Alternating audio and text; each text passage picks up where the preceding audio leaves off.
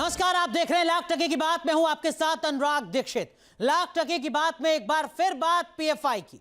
लगातार देश भर में पीएफआई से जुड़े गंभीर खुलासे सामने आ रहे हैं। हिंदू त्योहारों पर पीएफआई की साजिश देश के सामने आ चुकी है।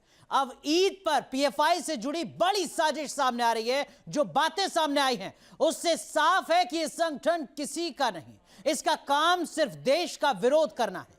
पीएफआई से जुड़ी नई साजिश क्या है? ईद पर पीएफआई से किस तरीके का खतरा है? देश में फिर कहां दंगा करवाना चाहती है पीएफआई? इन तमाम सवालों का जवाब इस रिपोर्ट के जरिए।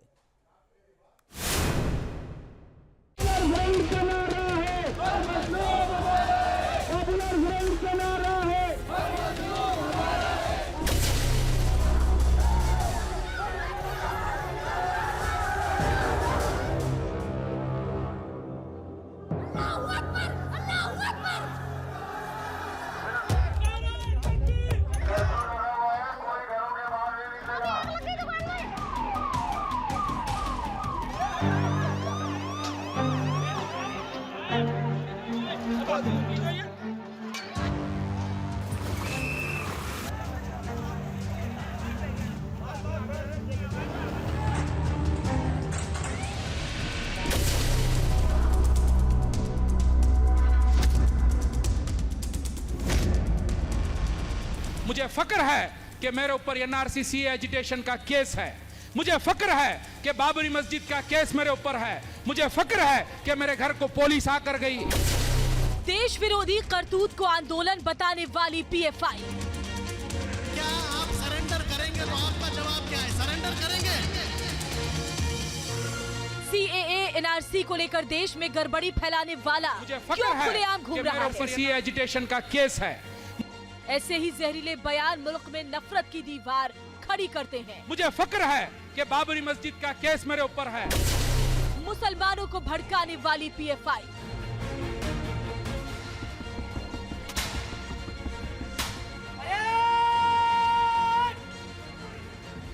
सरकार के खिलाफ मुहिम चलाने वाला संगठन।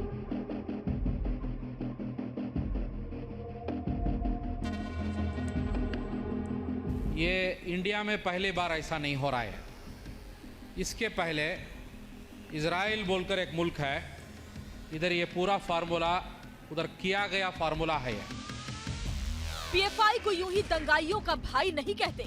इसके नेताओं की जहरीली जुबान देश को दंगों की आग में झुलसाती रही है।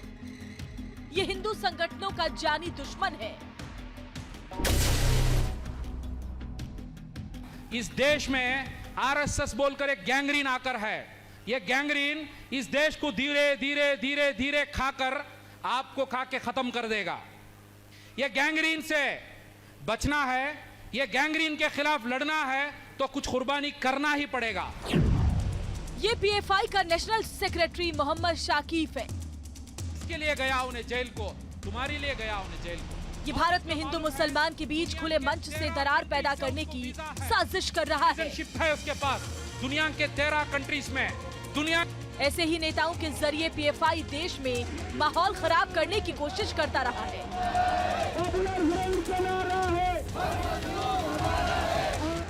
हाल ही में दिल्ली में जागीरपुरी दंगे में पीएफआई का नाम सामने आया है। ऐसा पहली बार नहीं है।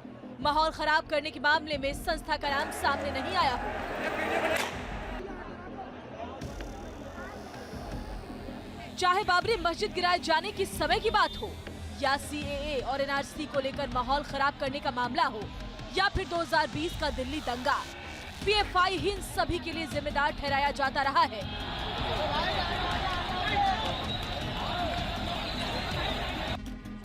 पीएफआई का मकसद देश को दंगे की आग में झोंकने का रहा है। पीएफआई की साजिश लगातार सामने आती रही है। रामनवमी में दंगा करवाया, ईद में भी गड़बड़ी फैलाने की साजिश।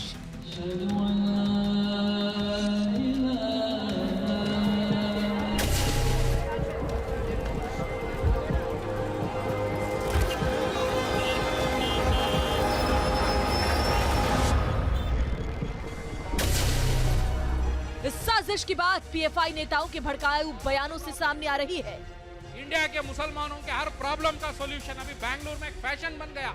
एक तो पीएफआई दंगाई तैयार करता है, दंगाइयों को दंगे का सामान मुहैया करवाता है, और जब दंगाइयों पर सरकार का बुलडोजर चलता है तो वो बुलडोजर पर ही सवाल उठाते हैं। आपको रोकने के लिए कोई आया, आपको बचाने के लिए कोई आया, उसका घर को तोड़कर हम गिरा देंगे। कल के दिन कोई हिम्मत करके नहीं आएगा आपको बचाने के लिए। आपको बचाने के लिए किसका घर तोड़ा गया? क्या वो चोर थे, वो मक्कार थे, फ्रॉड थे? कुछ नहीं थे, हिम्मत वाले मुसलमान बच्चे वो। मोहम्मद शाकिब का ये भाषण है। 29 अप्रैल को इफ्तार के मौके पर पीएफआई के नेता ने जो बयान दिया, उसको लेकर नई साजिश के आरोप लग रहे हैं। उधर रोशनी तक नहीं थी उस सेल में। पीएफआई ने रामनवमी के मौके पर दंगा फैलाया। अब ईद में गड़बड़ी करने की साजिश, ईद में गड़बड़ी की आशंका। सूफी खानकाह एसोसिएशन के राष्ट्रीय अध्यक्ष सूफी मोहम्मद कौसर हसन मजीदी की तरफ से जताई गई है। इस संबंध में मजीदी ने गृह मंत्री अमित शाह और केरल, कर्नाटक और तमिलनाडु के मुख्यमंत्री और पुलिस प्रमुखों को लेटर लिखा है। इन्होंने एक कैंपेन चलाया है लोकतंत्र बचाओ के नाम से। दरअसल वो लोकतंत्र बचाओ कैंपेन नहीं है, वो भारत जलाओ कैंपेन है।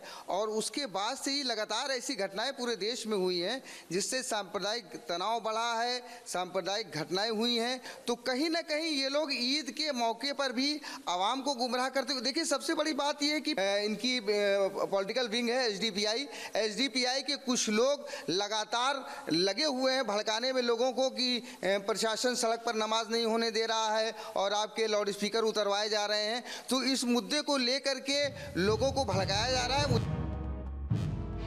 इस लेटर में कहा गया है कि पीएफआई ने 26 जनवरी 2022 को लोकतंत्र बचाओ अभियान जारी किया था।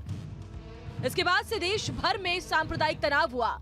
इनमें अधिकतर घटनाओं में पीएफआई शामिल था।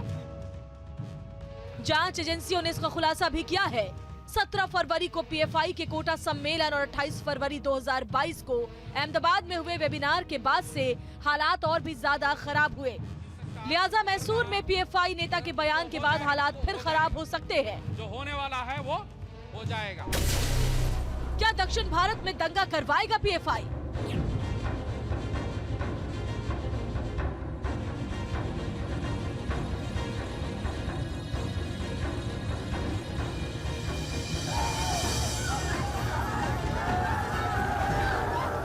हिजाब कांड को लेकर पहले से पीएफआई ने दक्षिणी राज्यों में टकराव के हालात पैदा कर दिए हैं।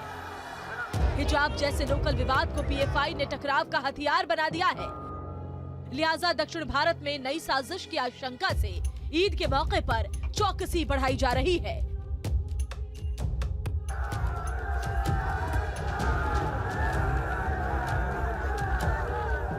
एक बयान यहाँ पे इनफैक्ट सूफी कौसर हसन ये दे रहे हैं, और साथ ही साथ दूसरी ओर जब पीएफआई से उनके लिए रिएक्शन मांगा गया तब पीएफआई ने ये रिएक्ट किया गया कि कई सारे एक्विजिशंस ज़रूर आते हैं, मगर अगर ऑफिशियल रूप से अगर कोई एक्विजिशन आता है, कोई ऑफिशियल तौर से कोई अगर अप्रोच करता है तो उसको ऑफिशियली जवाब दिया जाएगा। इसके अलावा उन्होंने कहा कि रैंडम एक्यूजेशन के लिए जवाब नहीं दिया जा सकता। फिर हम बता सकते हैं कि यहाँ पे हाल के दिनों में पीएफआई की साजिशों की बात की जाए तो करौली दंगा हो या फिर रामनवमी पर दंगा या फिर ज़कात से हिंदुओं के खिलाफ जिहाद, पीएफआई की साजिश की परतें लगातार खुलती रही हैं। एक बार फिर पीएफआई सवालों के घेरे में है। पीएफआई को बैन करने का सवाल बार बार उठ रहा है। इसके साथ ही मोहम्मद साकिब जैसे नेताओं पर कार्रवाई की मांग भी की जा रही है। पहला रमजान और पहला जंग हुआ और उसको मालूम है दुनिया के 13 कंट्री से उसको वीजा है, सिटीजनशिप है उसके पास। दुनिया तो देखा आपने किस तरीके से पीएफआई देश भर में जहर घोल रही है। एक के बाद एक साजिश में पीएफआई का नाम लगातार सामने आ रहा है। पिछले कुछ सालों में पीएफआई पर जो गंभीर आरोप लगे हैं वो आपको जरा बता दें। दिल्ली में हाल ही में जो जहांगीरपुरी के दंगे हुए उसमें पीएफआई का हाथ सामने आया। इसको लेकर बड़ा खुलासा दिल्ली पुलिस की तरफ से, जांच एजेंसी की तरफ से किया गया। जहांगीरपुरी दंगों में एसडीपीआई पर भी शक जताया गया। इसके साथ ही रामनवमी पर जो दंगे हुए देश में उसमें फंडिंग पीएफआई की तरफ से की गई, इस तरीके की जानकारी और एक बड़ा खुलासा भी सामने आया। जकात के जरिए हिंदुओं के खिलाफ किस तरीके से साजिश को अंजाम दे रही है पीएफआई, ये सामने आ चुका है। और पीएफआई के संबंध पाकिस्तान की आईएसआई और आईएसआईएस से हैं, इसको लेकर भी लगातार सुरक्षा एजेंसियां जांच कर रही हैं। तमाम तरीके के आरोप लगते रहे, सवाल खड़े होते रहे। हथियार रखने और धर्म परिवर्तन का इल्जाम लगातार पीएफआई पर लगता रहा है। लेकिन ऐसा नहीं है कि ये सिर्फ 2 दिन या 4 दिन पुरानी बातें हैं। साल 2010 में, आज से 12 साल पहले, पीएफआई पर आरोप लगा केरल में प्रोफेसर के हाथ काटने का। ये 2010 की तस्वीर हम आपको बता रहे हैं। 2022 में पीएफआई का अतीत कितना पुराना है ये आप समझ सकते हैं। एक के बाद एक पीएफआई किस तरीके से साजिशों को अंजाम देती रही है। 2011 में भी चंदे के नाम पर 5 करोड़ की फिरौती पीएफआई ने मांगी थी, उसके सदस्यों ने मांगी थी, ये भी आरोप लगा था। लेकिन कुल मिलाकर पीएफआई अब नई साजिशों के साथ कैसे सामने आ रही है, दिखाते हैं आपको एक और रिपोर्ट के जरिए। तो लगातार हम आपको बता रहे हैं कि पीएफआई से बच के कैसे रहना है। पीएफआई एक के बाद एक देश विरोधी साजिश किस तरीके से कर रही है।